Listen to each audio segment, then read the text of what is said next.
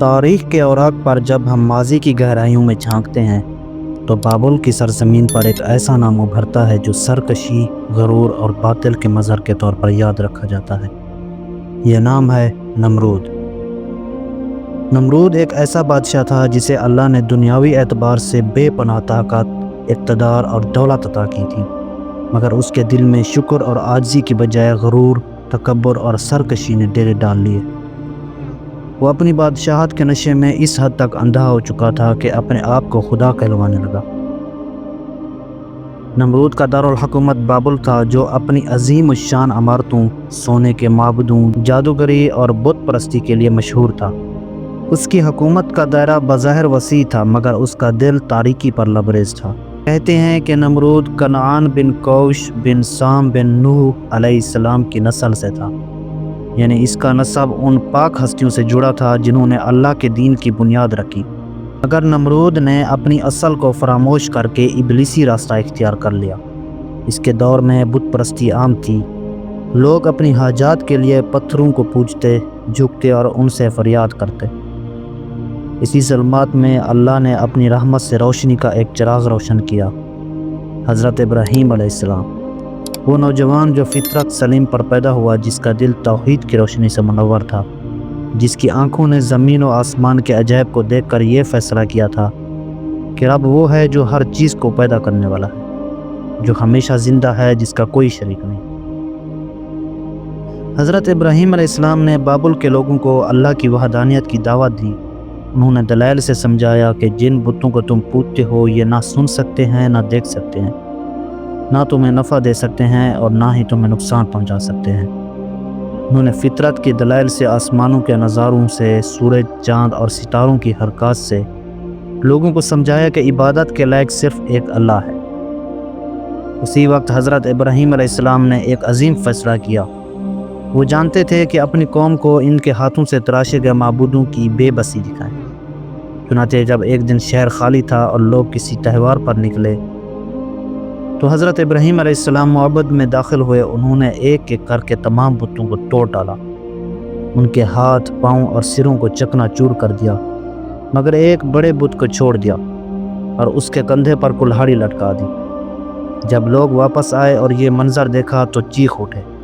انہوں نے حیران ہو کر پوچھا، یہ کس نے کیا؟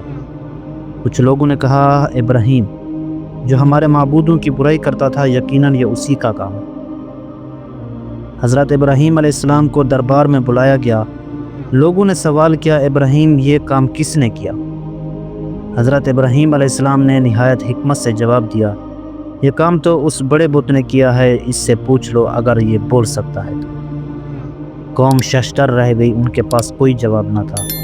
وہ جانتے تھے کہ یہ بت بولنے کی طاقت نہیں رکھتے۔ حضرت ابراہیم علیہ السلام نے ان کے ضمیر کو جھنجھوڑا، ان کے سامنے حقائق رکھے، مگر افسوس، جب دل تعصب سے بھرے ہوں تو سچائی نظر آنے کے باوجود لوگ راہ راست اختیار نہیں کرتے۔ جب نمرود کو حضرت ابراہیم علیہ السلام کی دعوت کا علم ہوا تو اس کا غرور بکھر گیا۔ وہ اس وقت کی سب سے بڑی طاقت کا مالک تھا اور وہ کسی کو یہ اجازت نہیں دے سکتا تھا کہ اس کی خدائی کو چیلنج کرے۔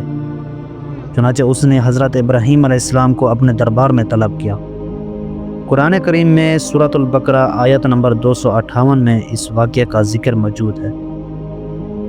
کیا تم نے اس شخص کو نہیں دیکھا جسے اللہ نے بادشاہت دی تھی، جب وہ ابراہیم سے اس کے رب کے بارے میں جھگڑا کرنے لگا؟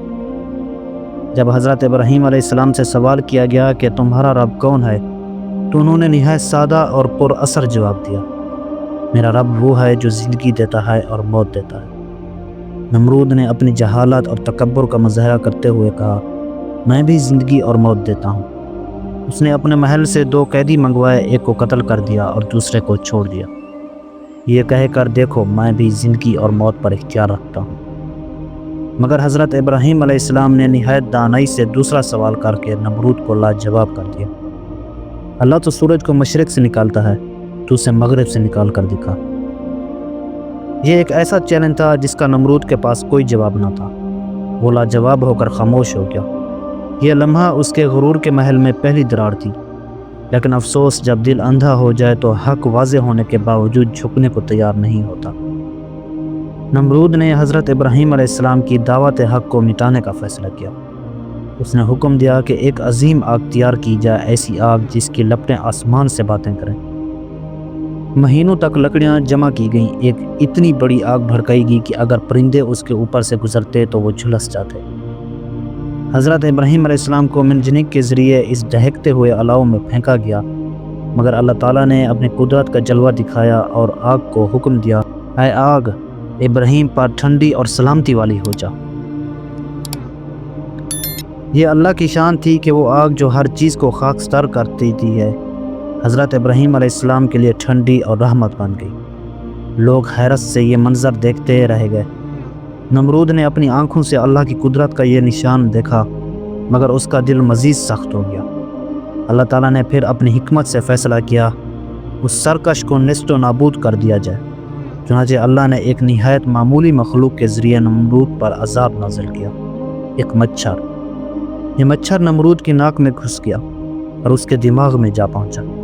نمرود درد سے پاگل ہو گیا۔ وہ اپنے سپاہیوں کو حکم دیتا کہ اس کا سر پتھروں سے مارا جائے تاکہ اسے کچھ سکون ملے۔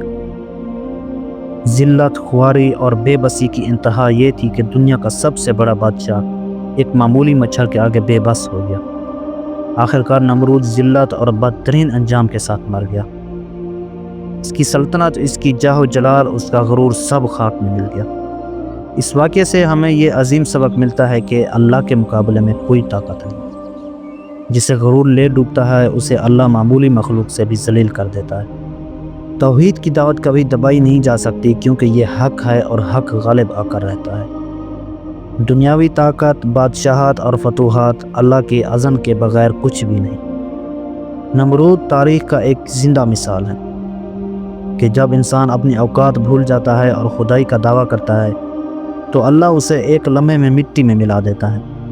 اگر آپ کو یہ ایمان افروز اور عبرت انگیز واقعہ پسند آیا ہو تو دل کی گہرائیوں سے گزارش ہے کہ اس ویڈیو کو لائک کریں، چینل کو سبسکرائب کریں اور بیل آئیکن کو دبانا نہ بھولیں تاکہ آپ تک مزید ایسی خوبصورت اور ایمان کو جلا بخشنے والی کہانیاں سب سے پہلے حاصل کر سکیں۔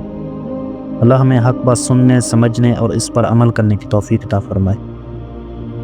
اگلی ویڈیو میں دوبارہ ملاقات ہوگی، تب تک کے لیے اللہ حافظ۔